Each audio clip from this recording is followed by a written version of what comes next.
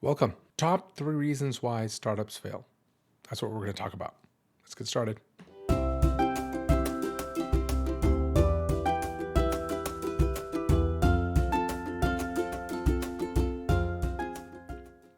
I'm sure you've read so many articles talking about this. Anywhere from what's the product market fit, the timing is off, running out of cash, bad execution, too much competition, bad business model, scalability, you couldn't scale, marketing wasn't adequate, and so on and so forth. There's just so many things to think about. But I wanted to think in terms of first principles and see is there like 3 buckets that we can think through and get to the basics, because I do feel some of these things like product market fit or pure execution, it all comes down to very few things. So of course there's many reasons, but these are the 3 core reasons why I think startups fail. Number one, you don't know the problem. At least you don't know the problem you're trying to solve. You don't know the problem enough. You don't know your users. You're listening to your users and directly asking them what they want, and they want a faster horse. And you're going and trying to train the faster horse. And so you don't understand the problem enough to go, oh, they want to move quicker, right? That's the translation between like what they're saying versus what they actually need. And you have to be able to see that. And have you just thought of a solution kind of looking for a problem? Did you contrive the problem in your head? That's a classic one. So one of the things that I look for, especially if I'm joining a startup throughout the years, what I've learned is like, what I look for is that, do the founders know the problem? And what I mean by know the problem, I mean, they really know the problem, right? Everybody thinks they know the problem, but like, have they felt the problem? And were they customers themselves frustrated, and they went out to solve it? That's one of the key things that I look for, is that some of the best companies I think was born out of getting frustrated and go, I wish there was something like this. Bunch of examples. Airbnb founders were frustrated about, just because all the hotels were booked, they rented out one of their rooms. Why does it have to be so damn difficult? So that's an Airbnb example. Warby Parker is a good one, and that's the glasses. Now you might be thinking, okay, so they just made it cheaper. No, no, no, no. It's not just about cheaper. Founders truly were frustrated. Why the hell do these glasses cost so much? Where in the supply chain does it add to the cost? Or is it a marketing markup? So they kind of shifted their focus and really thought like a customer, right? They were building a company for themselves as a customer, if you will, and being genuine about it, right? And so that's one of the reasons they do direct to consumer model, because they don't want all the baggage in between add up to the cost. So how do we deliver quality glasses at a customer friendly price, and try not to do evil by marking up like insane amount of money? I know that's that. So when you're genuine, your likely of success goes way up. Another example is Uber. Right? The Uber founders were trying to hail a cab in Paris when it was all snowing, which they found very ridiculous. How do you stop a cab? Can you call them? Like, why does it have to be so difficult? Like, then that they felt that frustration, right? Then that's where the idea was born, right? And they said, there's got to be an app that can just click, click, click, boom, it shows up, and you're out anywhere. And that's when they iterated and made this successful. Netflix, that's one of my favorite. I'm a big fan of Reed Hastings, and he was frustrated because of the late fees. How many times, back then, when we were going to Blockbuster getting the videos, we're frustrated and we forget to return it, and late fees just add up. And in fact, their entire business model was about making money through late fees. So that's one of the frustrations. And then Reed basically had a business model, so there is no late fees.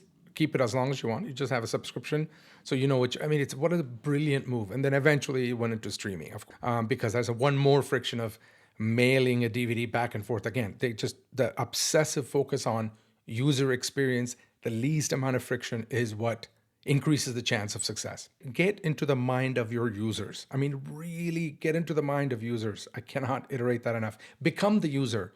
Make sure you genuinely know the problem you're trying to solve, right? So anyway, that's number one, which is you don't know the problem. Number two, you don't know the solution, or more aptly put, your solution sucks, right? Or your solution truly does not align with the problem you're trying to solve, right? Because maybe you do understand the problem, and maybe you did get frustrated and wanted to solve this, but where you failed is the solution part of it. You understand your customers, you understand everything, but you couldn't execute on the solution, right?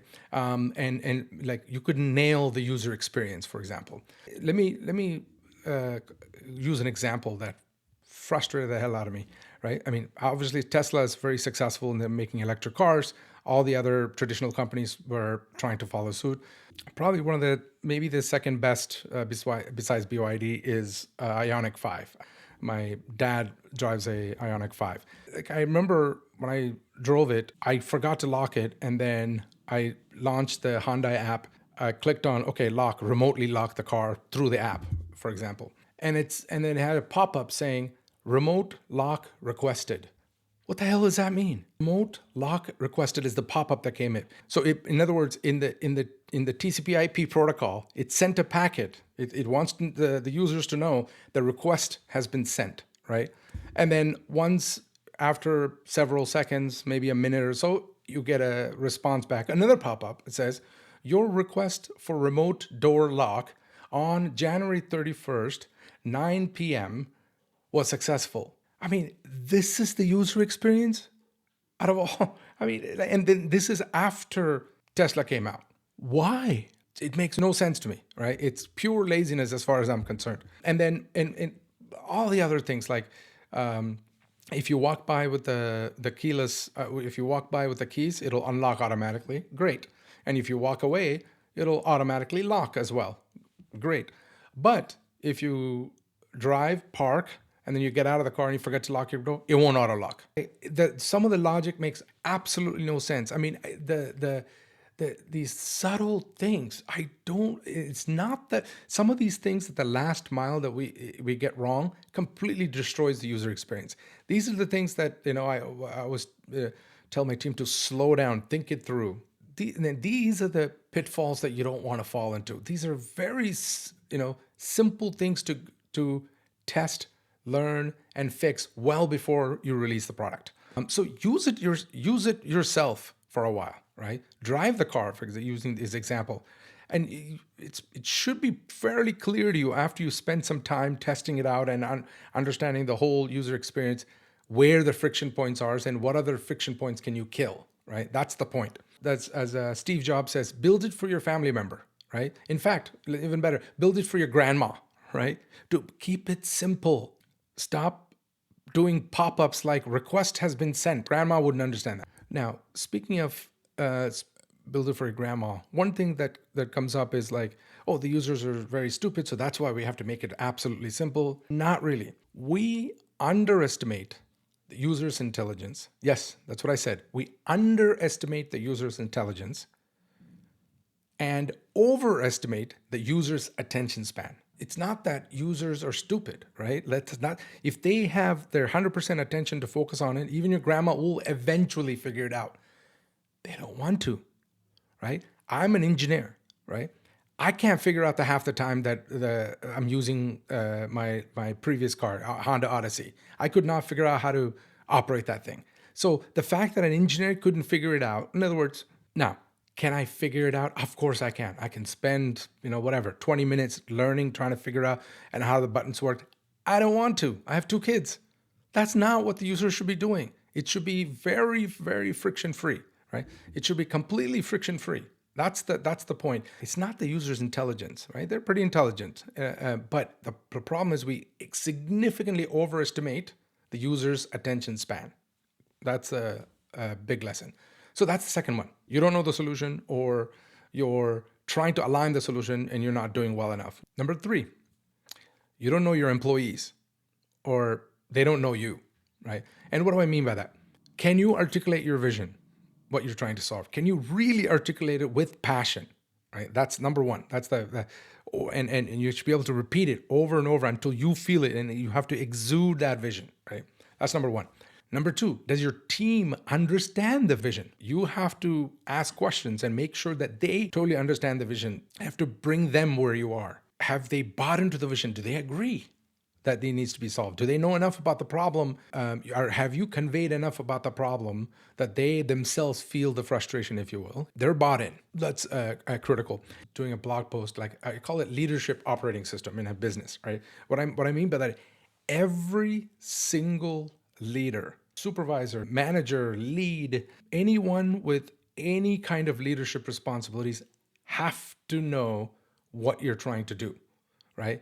And they all have to be able to articulate the vision, what you're trying to do, where you're trying to, and what you're trying to do, what the problem is, what the solution is, and where you're trying to go. And why? Because the leaders are the operating system of your business, right? They're the ones that they're the glue amongst everybody. That is so important. Of course, the employees need to know that too, but start with the leaders, right? Because that's the key. And lastly, but this is completely obvious, but culture, right? And then we'll do another episode on just culture because that's a big topic, being, egoless and being approachable so that people are genuinely curious, are approaching you and asking questions. I think these are some of the things, but I won't go into the culture anyway. So those are the three things. You don't know the problem, you don't know the solution, or you don't know, or your solution sucks.